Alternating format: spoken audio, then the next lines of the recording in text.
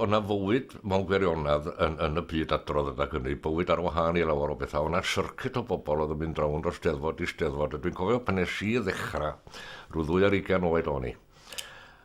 Do'n i'm yn dallt yn iawn sut oedd o'n gweithio, ond erbyn i mi ddod i ddeall, o'n i sylweddoli, mae'n erbyn yr un rhai o'n i'n adrodd o hyd ar y brif adroddiad oedd nhw'n alw fo, o steddfod i steddfod i steddfod. A wedyn tu fewn i hwnna, o'na gymdeithas o adroddwyr, ac oeddech chi yn mynd bob wythnos yn y steddfod o rwla, bob wythnos 2 weithiau, ac oeddech chi'n ffitio nhw mewn fel medrach chi, ac yn mynd rownd. Eto'n cwarfod yr un rhai, wedyn adrodd yn erbyn i gilydd oedd pawb mewn ffordd. Mae'n falle newydd yn dod i fewn, ond yn fwy tebyg na dim, fydda yna 3 neu 4 o'r rhai fyddach chi'n gwarfod ym mhob un steddfod. O'na un, yr hyn gradur, oedd o mewn dipyn oed, a oedd o di ennill yn y genedlaethol unwaith neu ddwy, oedd o'n dal i fynd, ac yn gwisgo dici bo, cot ddu, a pinstripe, adroddwr proffesiynol mewn gwirionedd. Oedd o di riteirio, ond dim be fydda fo'n neud ysna, fydda fo'n cystadlu, fydda fo'n mynd i gyngerdd, gwneud cymherdda hefyd. Wedyn, oedd o di creu rhyw fyd adroddol mewn gwirionedd, a dyna'i fywyd o. A'r pobl o'i gwmpas oedd siarad am yr adrodd yma. A glywys i, wedi si mynd i steddfod Butlins y dro, ac o'n i'n ifanc yn ganol yr rhain, o'n rhai hun, spel yn hun, fel Christmas George Pen y Groes, Brynfab hwnnw ni siarad ar ei eraill. Ac siarad ymysg i gilydd, ac yn trafod rhywun wedi bod yn adrodd mewn steddfod yr rwla. Dew, ti'n meddwl, yn torri llenella. Oedd trafod y darna yma, a doeddech chi'n mi fod, o'n areolag yn ydym i fod i dorri llenella. Dwi'n chi dweud, mynd o full stop, capital letter i full stop, ys dan gona goma, wff, mae rhaid gen i oedd o gynnu mewn storias. Bod nhw'n cyflwyno, o'n areola tu fewn i'r cyflwyniad, mae'n amlwg i mi, o'n nes i rioed i dall nhw, nad o'n i rioed eisiau gwybod nhw'n hun, da. Ond i fynd yn ôl at y cystadlu yma. Wyddwch chi, yn y cyfnod hwnnw, mynd yn ôl rwan faint oedd i 51 ffona. Oedd cyflog wsnos adag hynny ddim ond rhyw 6 pint i 7 pint yr wsnos. Os a chi steddfod, illa chi ennill 5 pint yno.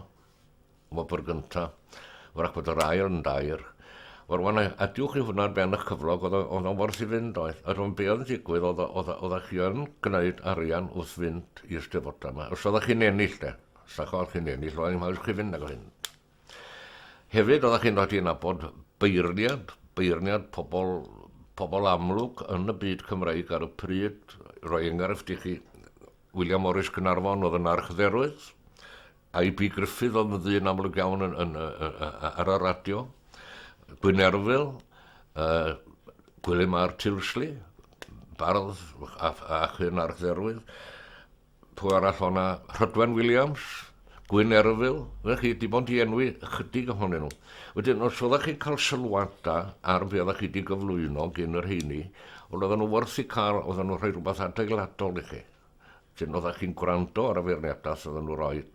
Ac os oedd sylwada, nhw'ch chi'n meddwl bod nhw'n iawn, oeddech chi'n defnyddio nhw at y tro nesaf oeddech chi'n cyflwyno hwn.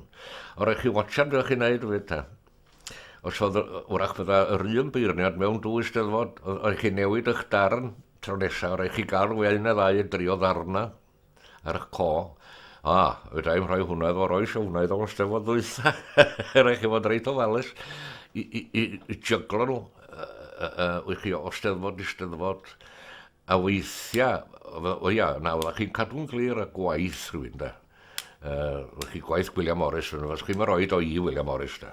Chi byth yn dadrodd darn oedd nhw wedi gyfansoddi mewn ffordd i'r beirniad o sodd o feirniad. Oedd yna lot o waith jyglo yn mysg i gilydd. Yn ôl yn y 40-50 oedd ysteddfoda yn boblogaidd iawn am yr heswm syml na do'na ddim byd arall nag oedd iddyn nhw, ond o'n am teledu.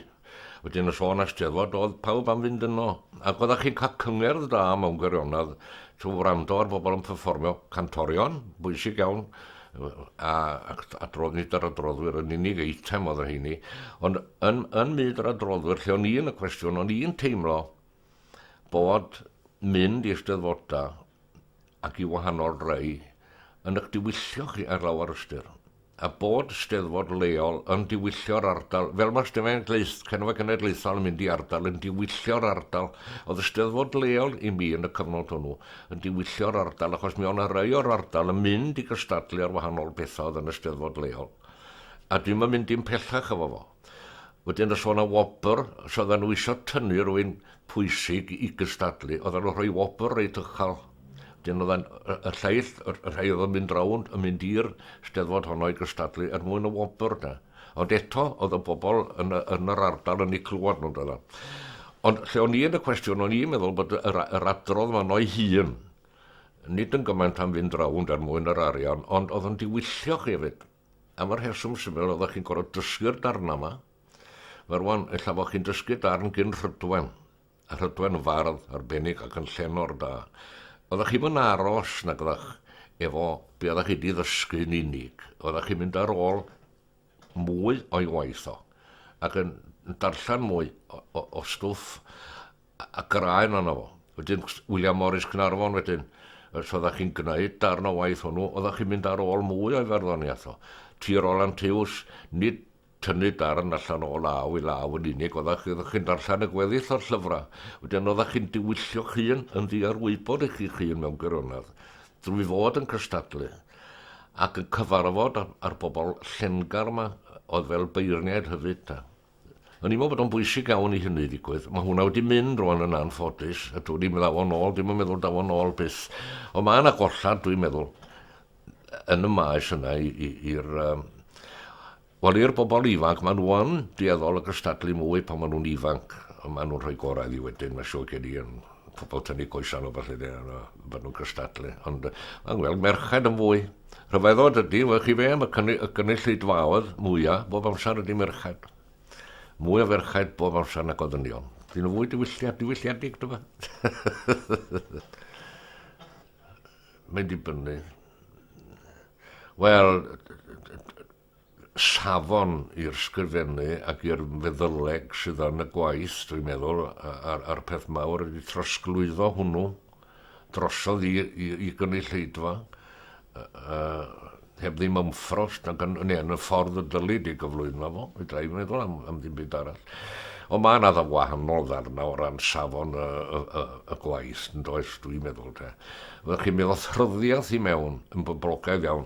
A wedyn o'r rhyddiaeth Tir Roland Hughes, ond deud stori o hwnnw. Dwi'n meddwl chi gymharu rhyddiaeth Tir Roland Hughes efo pryddest J.M. Edwards Peiriannau, neu pryddest T. Glyn Adfeilion.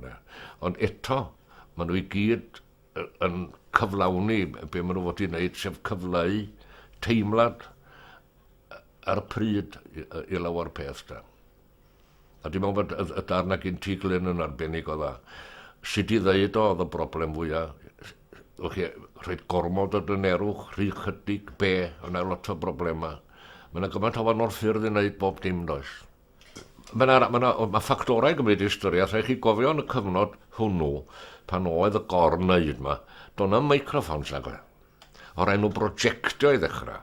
Wedyn, unwaith oedden nhw'n mynd i brojectio ac i godi llais, oedd y darn yn fynd yn fwy mewn ffordd, oedd, chi. Y gamp oedd gadw fo'n naturiol a chodi'r llais.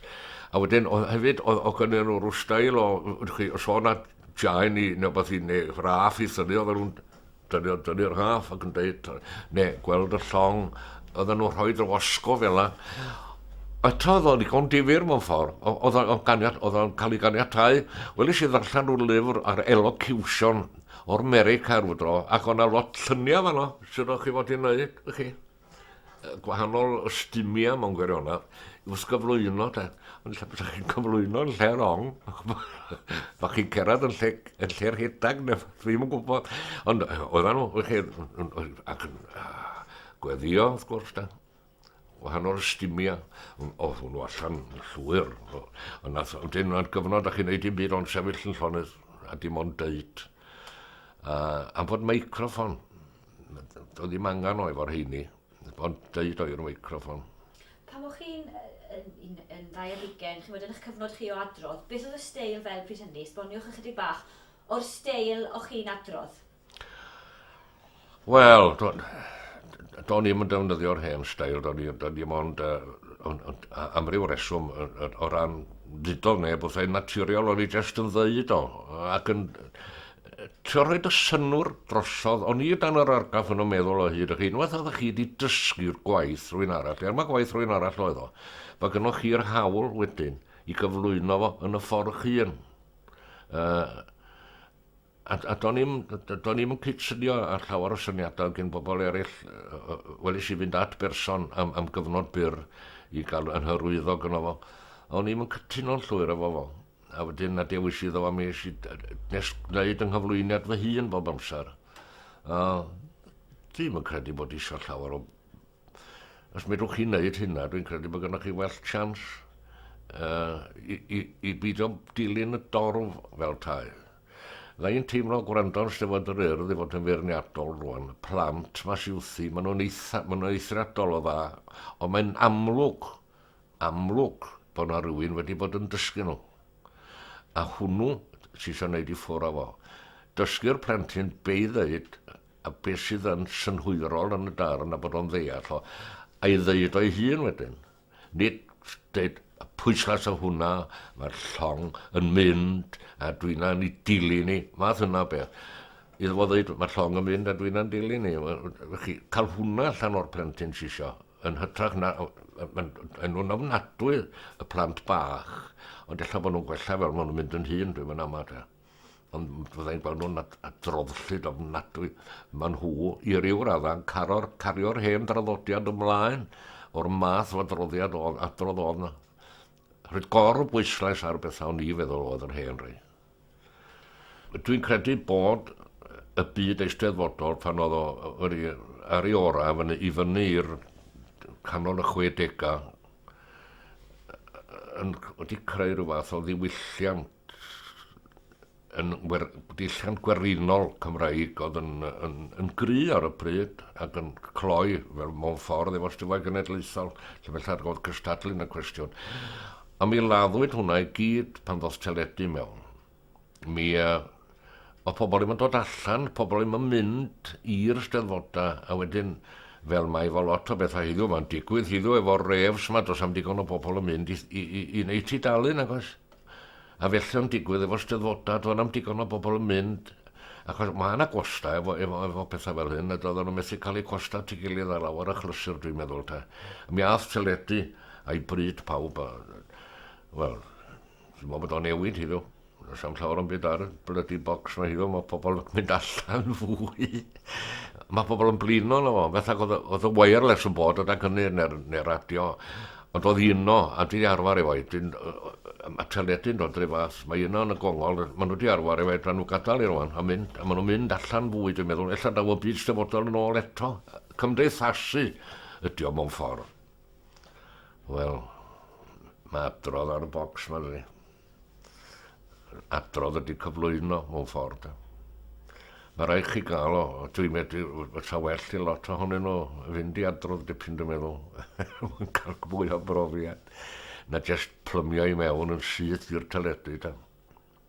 Mae'r ryd hwnna, ella bod i'n anghywir, ond mae o'n brentisiaeth os yn i'n meddwl.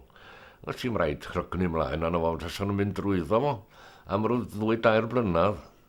A wyddwch chi'n y Steddfod Genedlaethol, mae pobl yn dysgu darna i fynd i'r Steddfod yn unig. Fysa nhw'n mynd yno, o'n i bai fod ti ar dyledu, ydych chi'n meddwl. Mae'n wyn yn ama weithiau. Fyswn i'n rhoi rheol yna. Na chewch chi'n cystadlu yn y Steddfod Genedlaethol, os na gyda chi wedi cystadlu mewn Steddfod fechan, beth bynnag 2 gwaith mewn blwyddyn. Dyn nhw'n helpu Steddfodau bach os dyn nhw'n mynd yn syth i'r Steddfod Genedlaethol. Wech chi Bob o Richard Burton ar hynna. Dyn nhw'n di twtio'r Steddfod erioed. Mae wedi mynd yn gystadleuaeth unigol i bobl broffesiynol. Amateur di'r Steddfod a'r Genedlaethol. Ti'n byd i'n neud efo bobl broffesiynol a deud y gwir. Da. Ac wrach mae'r hwnna sy'n lladdu hefyd. Mae'r i fath efo canu. Pobl o'r colegod cerdd sydd yna'n cystadlu. Fawr neb arall. Yn anffodus. Lla bod eisiau newid peth.